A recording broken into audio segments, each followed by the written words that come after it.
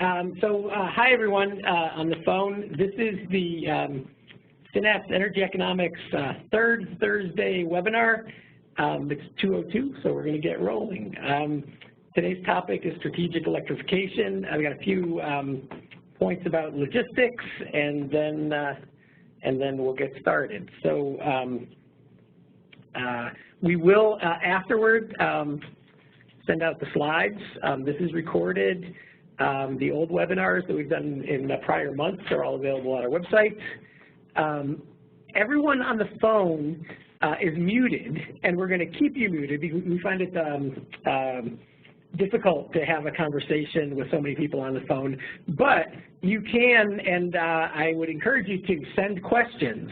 If you shoot an email to webinar@synapseenergy.com, we will be receiving those emails and sorting through questions and asking the presenters questions. So this is a good chance for you to go ahead and ask questions.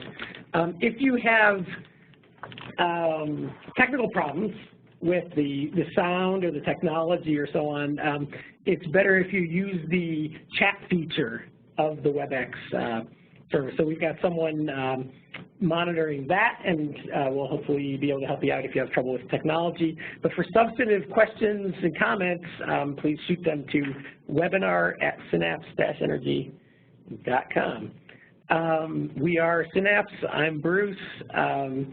The main thing that I want to say here is that our slides will be on this website. So the webinar will be posted at the website indicated here, and we will have a next, I think this is the 6th of these that we're doing, and we'll have a 7th webinar, third Thursday webinar on February 15th. So that's going to, the third Thursday in February comes up quick, day after Valentine's Day. Mark your calendars now. We have not yet settled on a topic for that and presenters for that webinar, so if you have topics that we touch on today but don't get deep enough into, or anything else related to energy analysis, environmental policy, and so on, send us an email. We aim to be interesting. Please keep in touch with regard to what you'd want to hear about, and join us next month as well. So today, our topic is strategic electrification.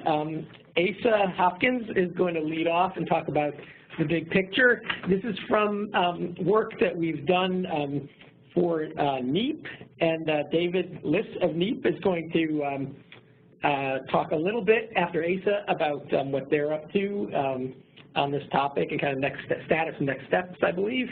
And then we're going to drill down into fuel switching, heat pumps, and we're going to hear from Kenji Takahashi and Danielle Goldberg. So here we go. Take it away, Asa. Thanks, Bruce. So it's my pleasure to join my first presentation on a Synapse third Thursday webinar. I'm going to spend 20 minutes or so talking about sort of laying the groundwork for electrification, why electrification, is there such a thing as good electrification and bad electrification? What do we mean by strategic electrification? And then I'll dive into some of the quantitative results from the modeling that we did for the NEEP project that Bruce just mentioned. I'll mention here that the report that we did with Meister Consultants Group for NEEP is up on our website. It's up on NEEP's website. We cover a lot more territory than we can do in 20 minutes here. In particular, there is analysis of the current state and future potential state and barriers of the markets for the various electrification technologies that we analyze. Talk about what the different kinds of policy options are, what states are currently doing in terms of kinds of policies are that they might choose to adopt. But in keeping with the quantitative geekery of a Synapse Third Thursday webinar, we're going to do the numbers parts today. But if you want to dive deeper into the rest of that, please go see that report. So on that quantitative front, we're going to look at what the role of electrification is in hitting 2050 greenhouse gas goals in the Northeast. Also, a little glimpse of a projection or a what would it take kind of calculation we did for Minnesota for another client, and talk a little bit about what the impacts and implications of electrification would be in that longer term deep electrification, deep decarbonization type context. So why electrification? So if you care about decarbonizing, and generally northeastern states have pretty aggressive goals on the books with respect to decarbonizing, as do many other states. And you use the tools that have been the most common tools used to date, which are cleaning the electricity grid through things like renewable portfolio standards or RGGI, and aggressive electric and thermal energy efficiency measures, along with sort of your baseline federal CAFE standards. You can get greenhouse gas reduction down to, say, 40%, 41% below 2001 levels by 2050. And, you know, that's a goodly, say, 20% reduction below where you would get if you didn't, you know, decarbonize electricity and do that energy efficiency work. But it's still a long ways from something like an 80% reduction target by 2050. If you want to get to those deep decarbonization type levels, the Northeast would need to switch out its direct fuel use of fossil fuels for some sort of zero or low carbon source. And electricity is one of the prime examples of such an option, and so we're going to dive into that side of the ledger. We can come back around in the discussion to what the other options might be, predominantly biofuel, biogas type options. So if you look at the little pie chart at the bottom of the slide, what do we use fossil fuels for in the Northeast? Overwhelmingly, it is heat, either space heat or water heat, or moving around. The space heat, water heat, and mobility together are something like 85% of the direct fuel use in the region. So we're interested then in what the options are and what the implications are if you electrify space heat, water heat, and mobility. Now, electrifying, you know, when these strategic electrification conversations have been happening around the region, you know, there's a sense of, wait a second, we just got everybody off electric heat. You know, the electric resistance was a common heating method across the region until not that long ago, and still used to some extent.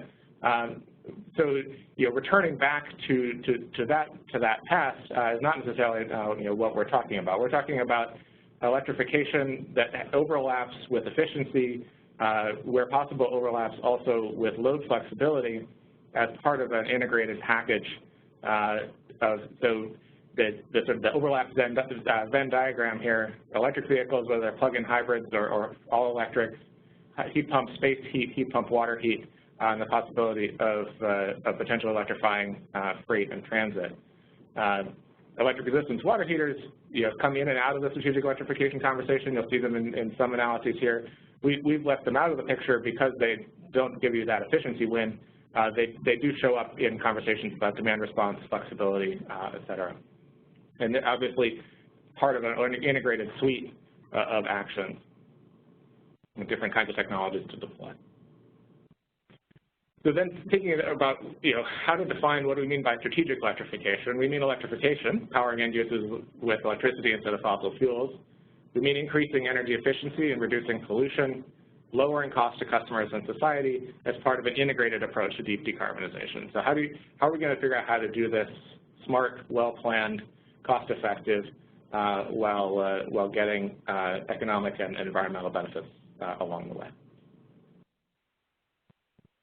So turning to the numbers side, you know, what does it actually take to take that last chunk of fossil fuel use and transition it? So assuming we do the right things in those other bubbles, we do the efficiency work we need to do, we get a flexibility on our load, we get a low carbon electric supply, then how fast do you actually need to transform the markets, this heating, space heating, water heating, and mobility markets to get to that 80% greenhouse gas reduction? What if you also give yourself the flexibility of using some amount of bioenergy? What does that imply for what kinds of electric supply you might need? and what impacts might we expect to have on the grid and on consumers as that transition goes forward. So we first looked at what happens if you try to get all the way there with electrification. You say, we're going to get all the way to 80%, you squeeze hard on every sector. How fast could you plausibly imagine something transitioning to get as close to an 80% reduction from electrification alone as you can imagine? So in this case, you squeeze it hard, and we managed to get a 77% reduction just from the space heat, water heat, and transport. At that point, you start to worry about cooking and the intricacies of industrial process heat, and you try to get those last few percentage points from induction heating and heat pump clothes dryers and other options to squeeze those last few percent out. In order to do this, however, you need to transform markets fast. So looking at the charts at the bottom of the slide, say you're looking at the residential heat pump market, and here we differentiated because of the customer economics between the market for replacing or displacing oil and propane with a heat pump and the market for displacing natural gas with a heat pump. The market economics might be generally much more favorable for oil and propane. Kenji and Danielle will discuss that in a little while. And so those markets are both more mature now and likely to move faster. So we run those markets ahead of the natural gas transition market. But regardless, even natural gas, they're saying that to get this kind of transition, about half of natural gas customers who are shopping for a new heating system in 2025, that is only 7 years from now, will be looking for a heat pump. So you need to get, these are sales shares. You want to get in order to actually have the deployed fleet of heating systems by 2050 that you need of nearly complete penetration of electric heat by then. But people aren't shopping for heating systems every 15 or 20 years. You need to have time for the market to turn over, if you can, fully twice before 2050. So the markets have to transform really quickly. The same kind of thing is true for electric cars and light trucks, although you'll see that curve is shifted a bit to the right because a little later in time, both that market is somewhat less mature than the oil and propane switching market for heat pumps, and also vehicles have a say 9 to 12-year lifetime rather than a 15 to 20-year lifetime of a heating system, so you can make that transition a little bit later and still hit a 2050 target. Now, these transitions are necessarily quite fast, and so what happens if you relax your need to get all the way there just with electrification and try to get there with some combination of use of some other low-carbon fuels, biofuels of various sorts, and electrification?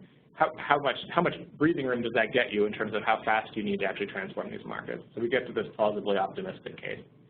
So here the curves we're just looking at on the left are dashed lines, and the plausibly optimistic case are the solid lines, so you can see the markets transform more slowly.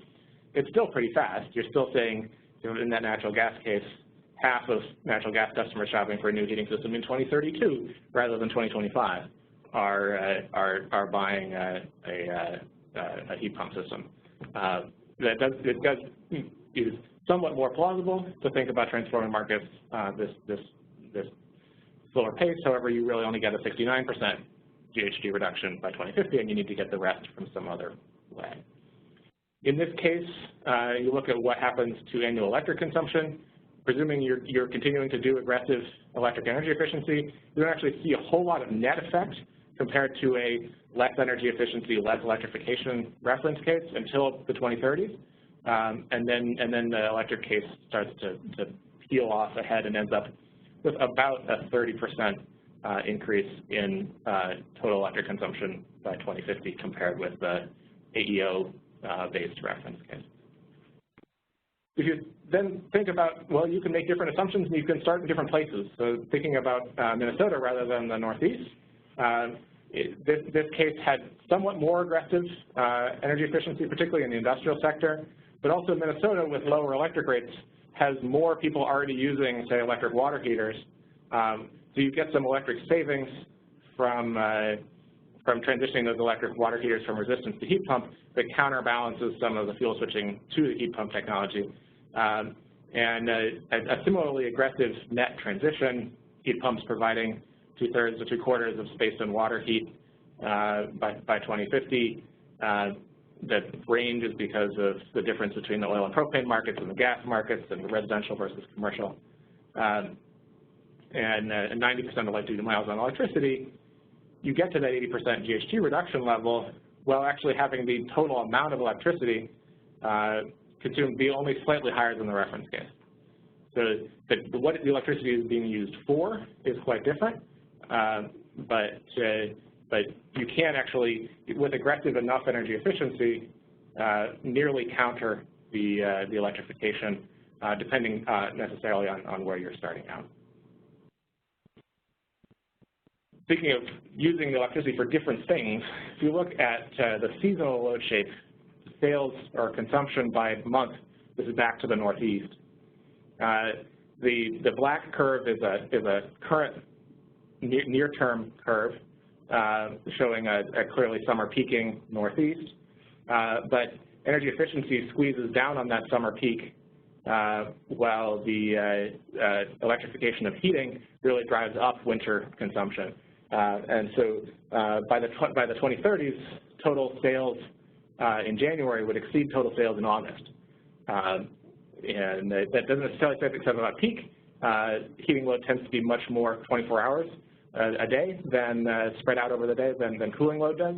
But it implies pretty substantial changes in how the region thinks about what kinds of supply need to be built.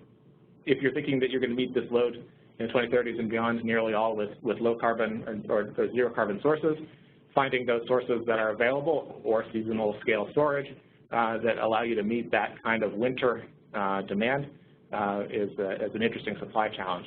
And how are we going to reach and integrate new supplies that are available on that time scale in the winter, recognizing, for example, that our neighbors to the north are dealing with a similar challenge, and they may also want winter electricity. The simple option of we'll just import it may or may not be actually available.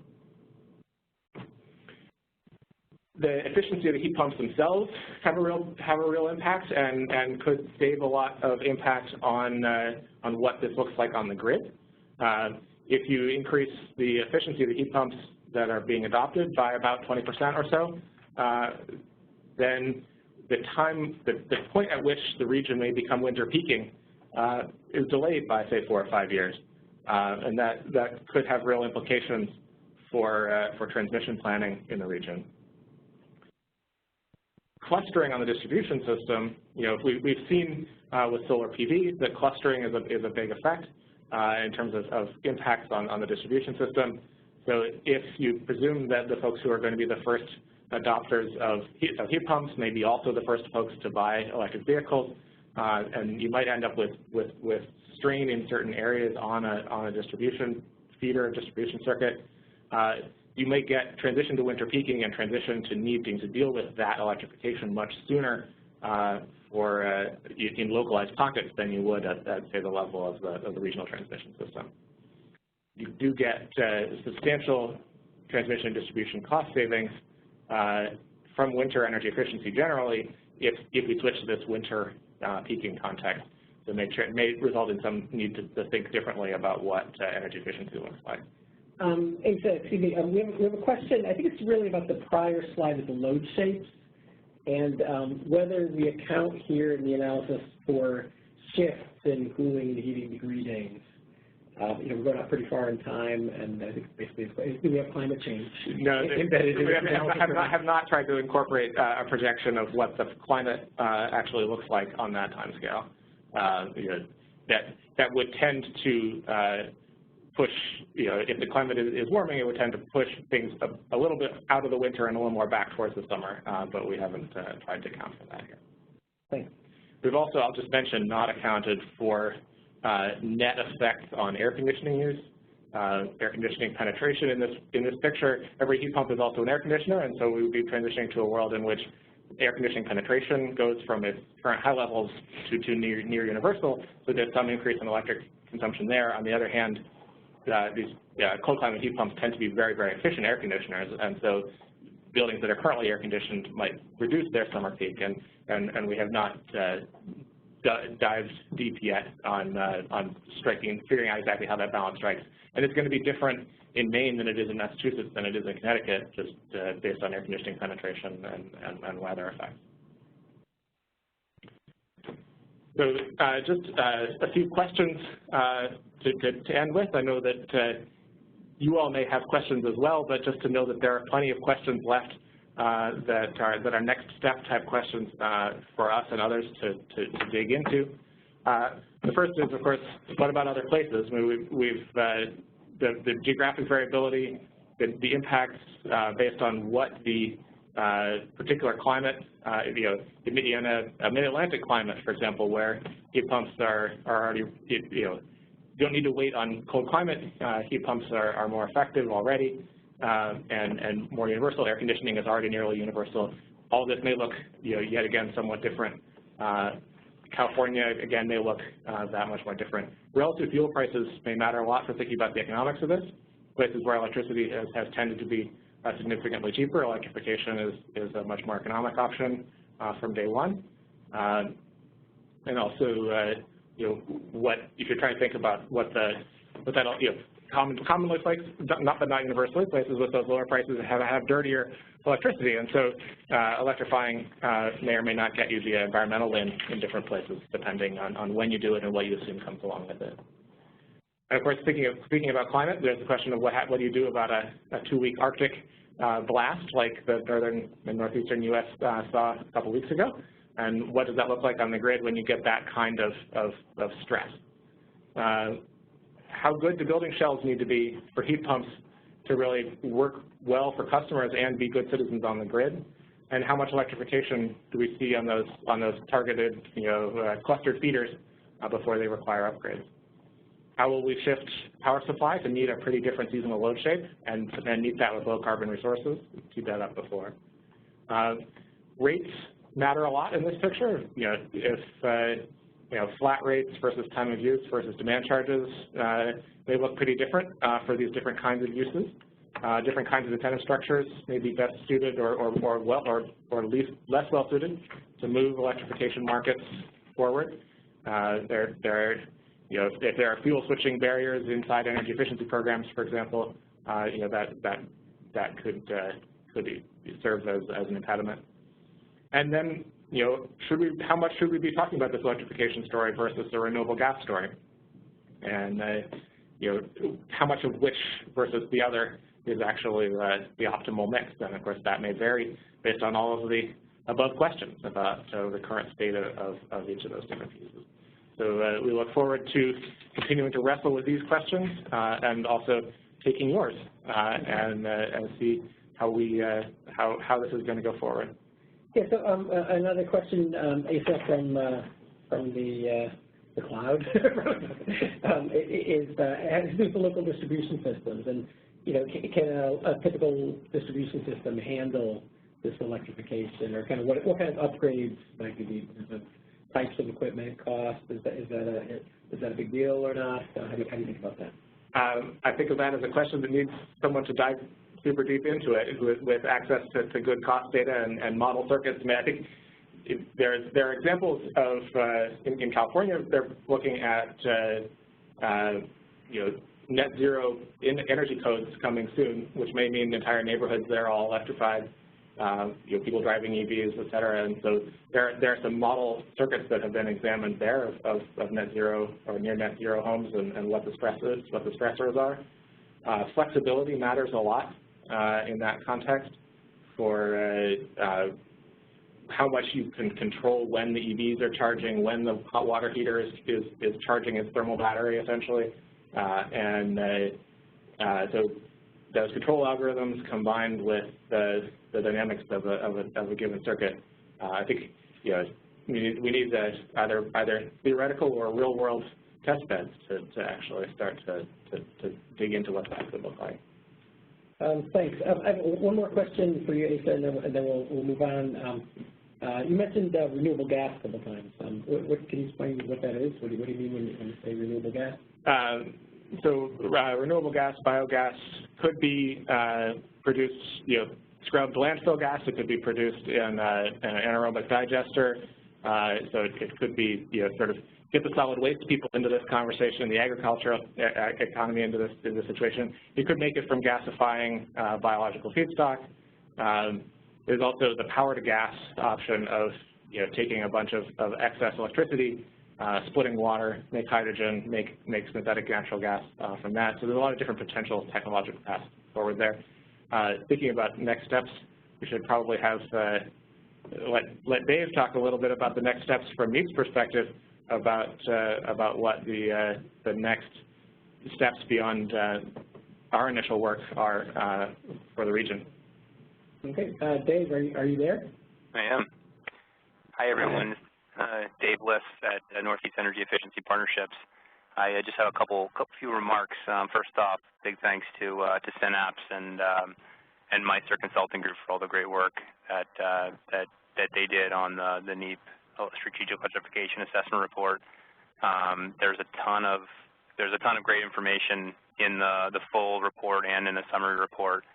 So I would definitely encourage folks that are interested in more detail than Asa shared to certainly access those two reports, either on the NEEP website or it sounds like it's on the Synapse website as well. So encourage folks to go there for more information. More sort of on the topic of kind of picking up where this assessment report kind of left off. NEEP launched this effort earlier in 2017 with the assessment report sort of being part one of a two-part project, the second being more of a directional action plan. So the assessment report, a little bit more about what's happening, what are the technologies that are available, and some more of the modeling, with some kind of best practices of strategies. But this second piece is really more of an action plan to sort of say to the Northeast region, to policymakers, to other key stakeholders, if we're serious about strategic electrification, about long-term decarbonization, these are some of the tangible ways that we should be moving it forward. So we sort of, as the assessment report was being completed in the summer, we used an in-person summit to help pivot from the assessment report to what should be in this action plan. So we used some workshops to gather a lot of great content, and have been pretty much developing and putting this action plan together ever since.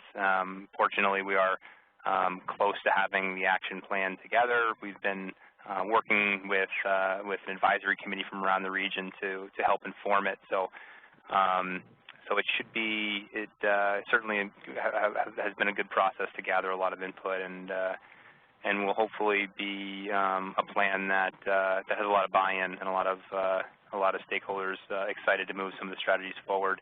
The only other note I'd make is that the strategy action plan that we put together has a number of strategies, but it also includes a whole lot of research priorities that we feel like are needed.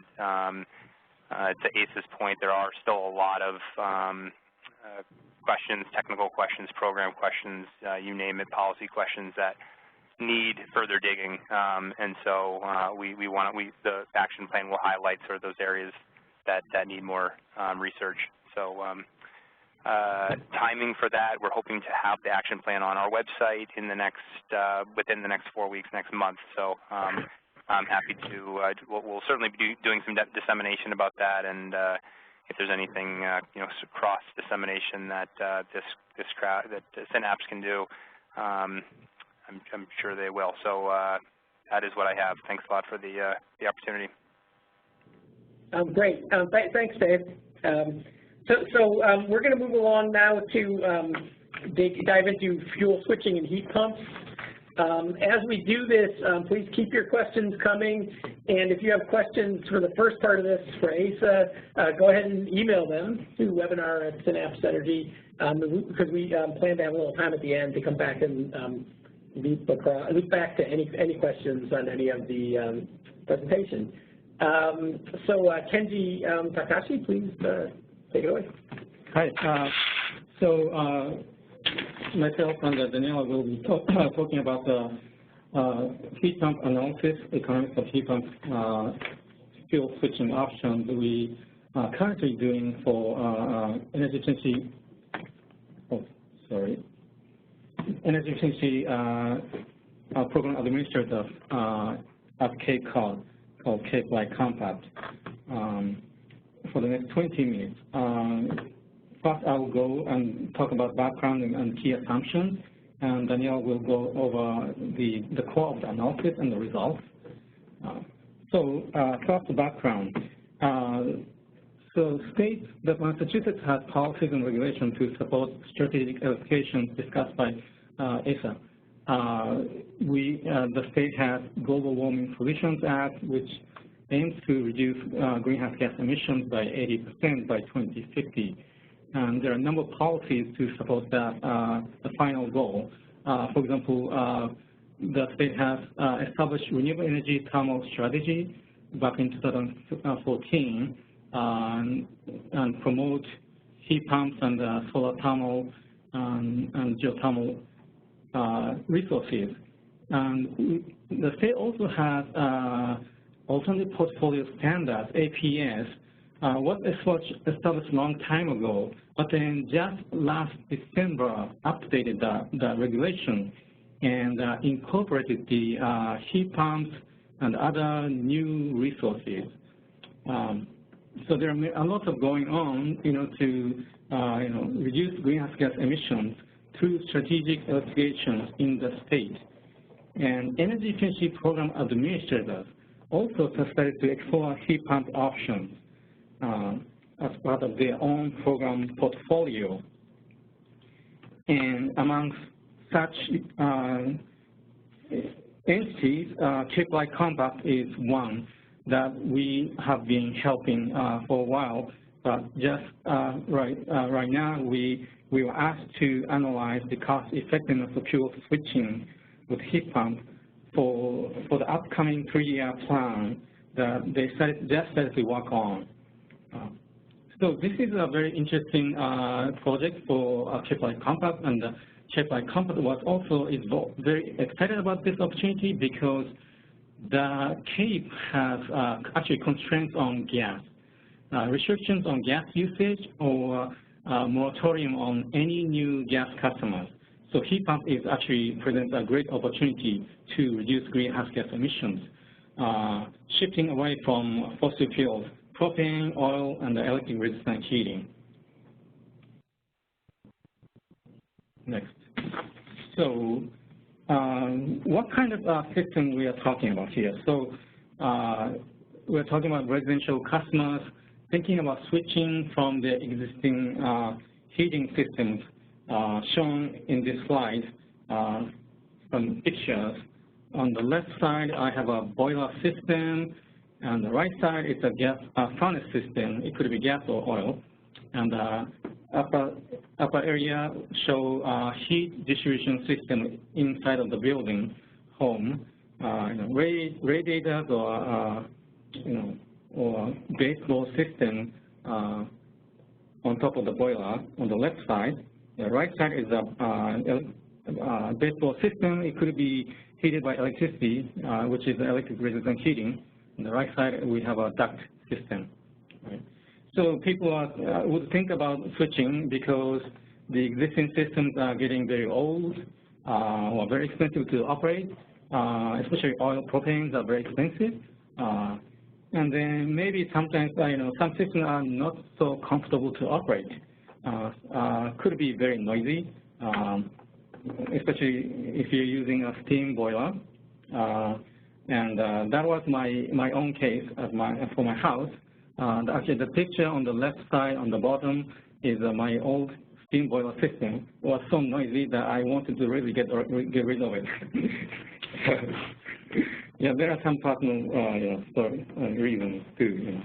And then there are a few other types that I don't discuss here. Radiant, solar, room-cooled radiator, very fancy heating system. Those are very very high quality, provide high quality heat, and those people, residents, are not likely to switch to heat pump. Okay, so air source heat pump. As Asa mentioned, it provides both heating and cooling, very efficient, and then new models now can operate under very cold climate conditions, even can operate under negative 10 degrees Fahrenheit. And there are two types of heat pumps. And there are actually more, but then typically there are two types of heat pump options residential customers can choose. Left side in this slide is called a mini split heat pump. On the right side is called a ducted heat pump. So left side, you don't need a duct. You just need a tiny hole to install for a refrigerant line that goes into each different rooms, right? And so people start to think about these options because, as I said, they're efficient. They could save energy or energy bills. They want cooling as well if they don't have a cooling system right now. Or they may want to go 100% renewable energy with solar panels. Or that is getting very attractive option as the price of solar panels are coming down. And in fact, that's what I chose for my own house. On the left side is the system I have at my house. So basically I have a solar panel. And with a net metering policy, I basically produce lots of electricity with my solar panels during the summertime, and then gain credit, and then basically use up the credit during the winter time, and then use for heat pump. And on average, annually, my electric bill is zero, essentially. Okay, so scenarios for our own analysis. We have three main scenarios. First is keep existing. Then second is replace on failure, and then the third was early replacement. Keep existing basically allows residential customers to use their current energy source as backup power on extra cold days, and maybe because they have a concern about the performance of heat pump, although technically they can operate in freezing temperature. But another benefit that people don't talk so much about is that if you have a backup system, you can size the heat pump smaller size, and that is a huge benefit because the heat pump gets very expensive if you increase the size and the number of units. And the second one, replace on failure, basically comparing to it's in a situation where you have to replace your existing system because it's getting old. Right? So the comparison is between those new baseline fossil fuel heating versus municipal heat pumps. Right? And that last option is the early retirement scenario that assumes the customer wants to replace their system before the end of its life. Fuel types, we analyze oil, propane, electric resistant heating. Among these, electric resistant heating is a little bit complicated, a scenario, mainly because we are thinking about a situation where they are initially or originally thinking about switching to gas when they have access to gas. But then they also have an option to switch to municipal heat pumps. So we have a sort of dual baseline here, which makes it analysis more complicated. But this is a less likely scenario for Cape, as I mentioned. There's a restriction on gas usage and new customers for gas. Okay, then we have cooling options, 5 different cooling options. For heat pump can be used for cooling. So we have 5 different options. Energy Star central AC or regular AC, centralized AC, or window units. And these two options have very different, big difference in consumption because window units tend to operate less number of hours. Oh, sorry. Okay. So I guess this may be the last slide about key assumption. It's about performance of the heat pump. We use the performance data from a recent study published in 2016 by Synapse. They analyzed many different heat pump units, including cold climate heat pumps. And this chart shows coefficient performance on the y-axis. It's the performance efficiency of heat pump. And then on x-axis shows temperature in Fahrenheit. As you see, the heat pump operates down to, in this case, -10 Fahrenheit, but still performance is 1.5 COP. Right?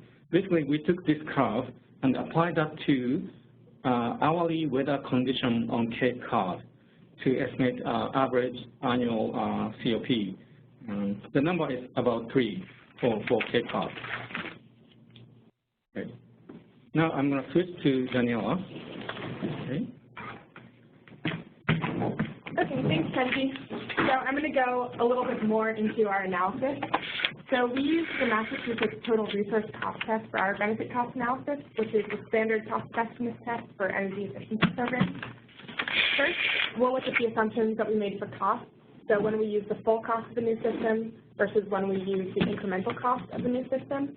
And then we're going to look at how benefits vary by scenario. So the benefits are based on the avoided costs of fossil fuels, electricity, generation, T&D, and rent. So as Kenji mentioned, we have 3 options. The first one is the keep existing option. For this option, we use a 2.5-ton heat pump, which is a bit smaller than the other options. We assume that the customer has their existing system as backup. The full cost of a 2.5-ton heat pump is just under $10,000, and we take the full cost of that heat pump for our analysis because the customer, since their existing equipment still works, they're not in need of buying a new heat pump, so it wouldn't be correct to take the incremental cost. The second scenario, we use a larger 4-ton heat pump. And in this case, the full cost of a 4-ton heat pump is just under $16,000, but we assume that the customer is at a point where they would need to purchase a new heat pump anyway. So this example uses an oil system. So we said that an oil system of baseline efficiency costs about $4,000. So the incremental cost, rather than being the full cost, which is $16,000, would then be $12,000. The third scenario, which is the early retirement scenario, for this one, the associated costs depend on when the equipment is being retired. So towards the beginning of the equipment's life, we would use the full cost of the heat pump because the customer wouldn't need to purchase a new one anytime soon. Whereas towards the end of the existing equipment's life, we would account for the fact that the customer would need to be purchasing a new heating system soon anyway. So the cost, therefore, falls somewhere between the full system cost and the full discounted cost, depending on the age of the system. So here are our results for the first 2 scenarios, the keep existing and replace on failure scenario. On the y-axis, we have the benefit cost ratio, and there are 2 dotted lines. The first one is at 1.0, and the second one is at 2.0. So anything above the higher of those 2 lines is soundly cost-effective, whereas anything below the lower of those 2 lines is not cost-effective. And you can see oil is in blue, propane's in yellow, and electric is in gray. And the variance within each fuel type is based on what type of air conditioning the customer has. We found that a customer who's replacing their existing central air conditioning has the most savings, mostly because central air conditioning is usually used to cool an entire home and also has more operating hours, whereas window air conditioning is usually more localized. And the lowest bar in each section is the heating-only analysis, so this does not account for any cooling savings. And the only scenario that we found that is not cost-effective is the electric resistance heating when you compare it to a gas baseline. And this is not surprising based on the current costs of natural gas and electric heating. However, we found that if a person has central air conditioning and they're replacing it, it actually does bump the measure to cost effective. So before we go into the results for early retirement, we'll look at the benefits. The x-axis in this chart is showing the age of the existing equipment while it's being retired, at the time that it's being retired. And the equipment is based on avoided costs, or sorry, the benefits are based on the avoided costs as well as the efficiencies of the system. So when the equipment is still new, or the left-hand side of this graph, the avoided cost of not using the existing system or the low efficiency system is quite high, whereas on the right side, the existing equipment is close to retiring. So we are comparing the savings to, or we're comparing the benefits to a more efficient heating system of that type. So the benefits actually drop. For electric, we are towards the end comparing it to a gas heating system, which has a big difference from the benefits of switching from an electric resistance heating system. So you can see how the drop is extremely dramatic. And the drop is less dramatic for oil and propane, which will be important to remember later as we go to the results slide. So here are the results for oil and propane. You can see that the cost effectiveness actually increases as the age of the retirement increases, the age that the equipment is being retired increases. And you can see the benefit cost ratio is above that 1.0 threshold regardless of the age it's being retired. The reason it becomes more cost effective is because the costs in this case are falling more rapidly than the benefits, so the ratio increases with age. Now here are the results for the early retirement for a customer's electric resistance heating comparing to a natural gas baseline. The bottom line shows what the results would be if the customer did not have any air conditioning benefits. And you can see that they dropped below that 1.0 threshold about halfway through the life because of the costs are dropping less rapidly than the benefits are dropping. However, we found that if, similarly to the replace on failure, if you add the benefits from switching from air conditioning, from central air conditioning, it actually does bump you above the cost effectiveness line regardless of when it's being retired. And to be more realistic, many people will actually run their equipment longer than what the measure life of the equipment is. So it's possible that this is more of a conservative analysis in that the equipment could actually be older and still be cost effective.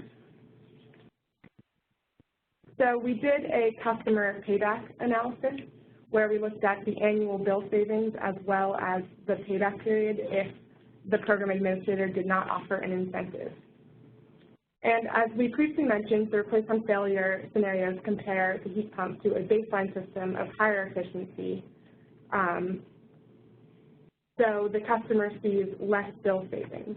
In the case of a customer switching from electric resistance heating, the bill savings are actually negative because gas systems are cheaper to operate. So in the keep existing scenarios, though, the bill savings are higher because the heat pump is being compared to the less efficient equipment. So customers need to consider what's the right option for their home. And that concludes our heat pump analysis. Thanks, Danielle.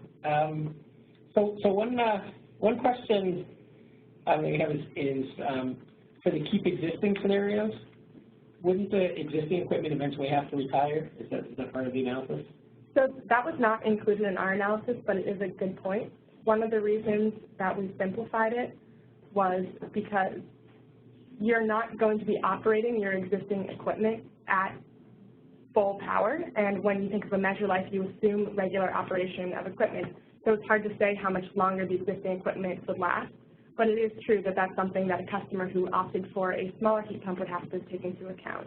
And based on our results, we found that even operating a highly intensive heating system, such as electric resistance heating, that remains cost effective. So it's possible that the customer would switch to space heating only on the coldest of days.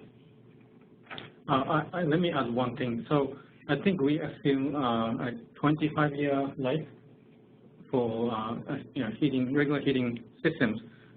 But typically even beyond that life sort of useful economic life, people still use aging heating systems.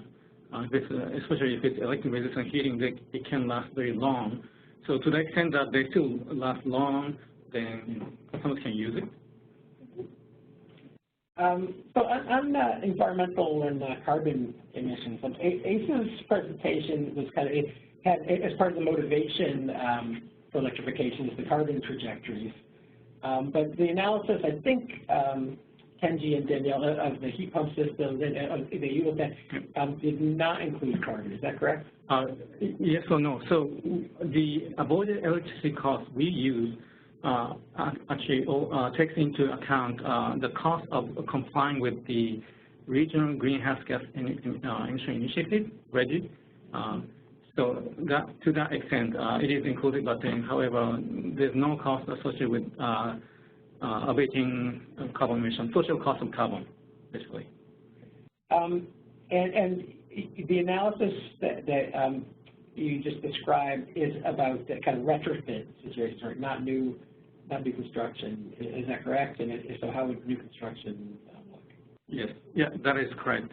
So we did not analyze new construction scenarios. So the difference would be,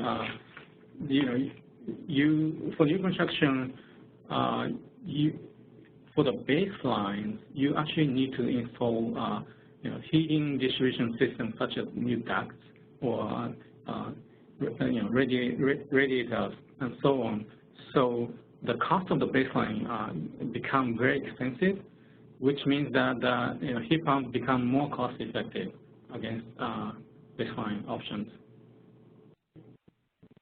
One question, I think, which goes to both parts of today's presentation, it has to do with the air source heat pumps and whether we've also, so that we've looked at heat pump technology, but have we also considered district energy, cogen, combined heat and power, or not, and why? So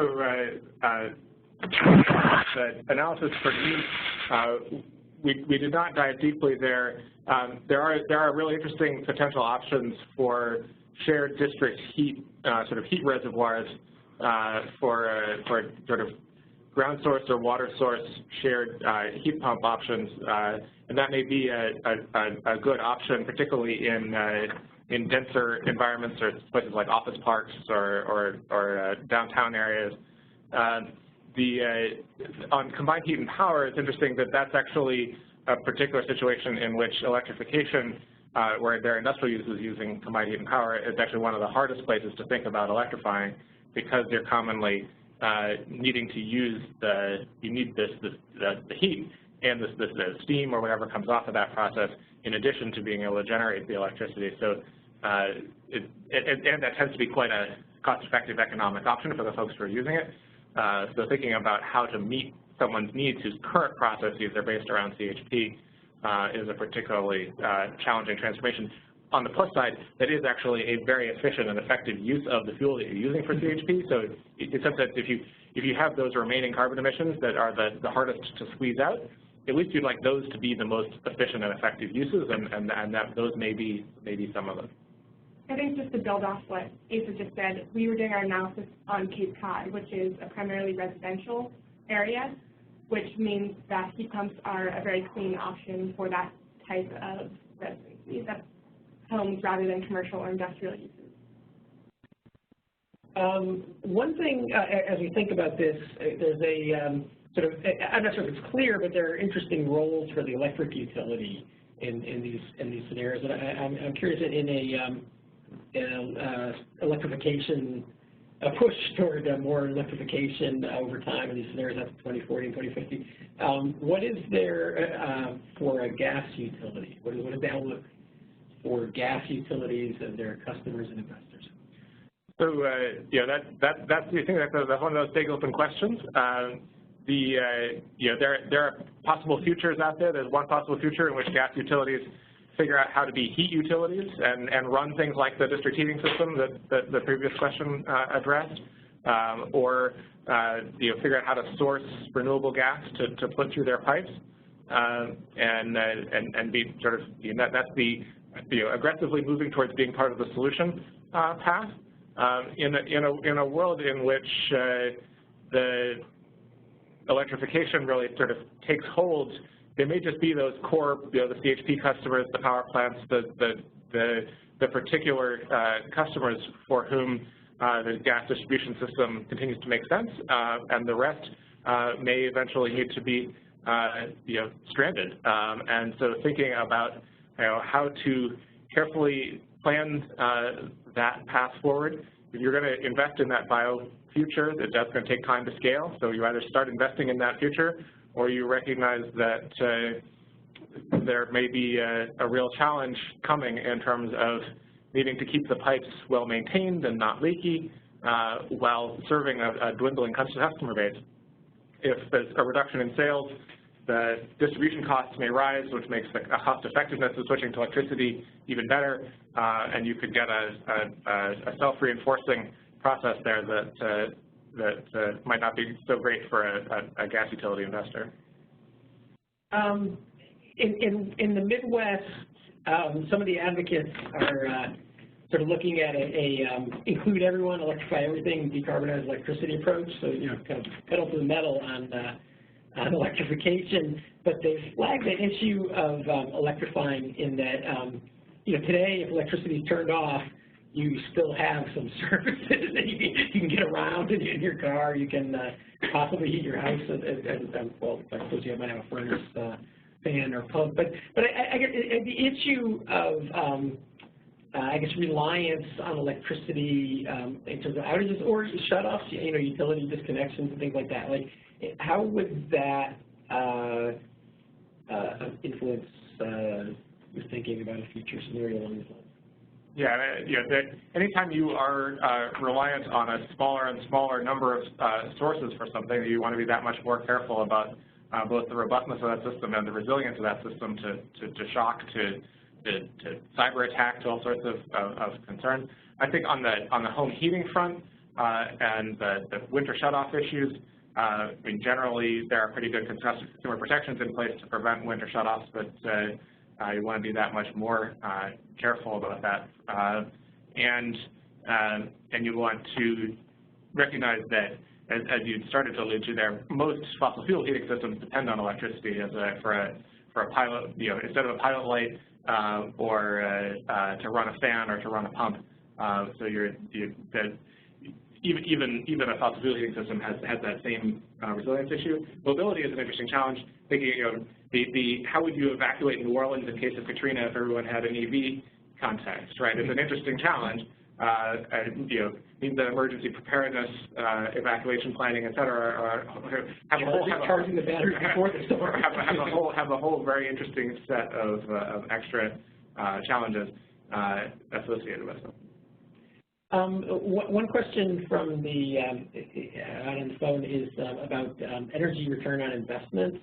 And so, so thinking of fuel switching and strategic electrification, is that the EROI something to think about in terms of what you get in terms of energy return on energy invested, or maybe putting you on the spot? Yeah, that's not something I've particularly thought about. The electrification technologies themselves don't tend to be particularly more or less sort of intense in terms of using lots of materials differently than the fossil fuel options they would otherwise replace. One of the questions that commonly comes up is, what about the global warming potential of the refrigerants used in all the heat pumps? Well, it's been a while since I've seen or done that calculation. If I remember correctly from analysis that I have seen, the savings, the greenhouse gas savings from a year of displacing oil with a heat pump are sufficient to counter if the refrigerant were entirely lost from the heat pump system. So provided the system operates for a couple of decades, even if you did lose the refrigerant, you would still end up ahead. Now, generally, refrigerants are not lost. You would be very careful about that and design systems not to lose them. But it's not an effect that's substantial enough to counter the entire benefit. So thank you. thanks everyone for being on the call. We're about out of time. One question that came up a couple different ways is, gee, Synapse, you're going over a lot of information quickly. What about more information? So there is a deeper dive. We will email out a link to the slide deck to everyone who registered for the call for this webinar. And the slide deck, I believe, includes a handful of slides at the end with some additional technical detail. We'll also send a link to the report that Meister and Synapse did for NEEP. So that report has a lot more detail. The work for the Cape Light Compact is not yet available in a report format. Sorry about that. And we will send out also a link to the video eventually. So that'll be the hour video. If any of you, if you thought this was interesting and you have friends who missed it or you want to watch it again, there will be video on the web. Lastly, please, you can keep sending us questions. We got to many of them, but if things occur to you, feel free to email us, and we will take a stab at answering your questions.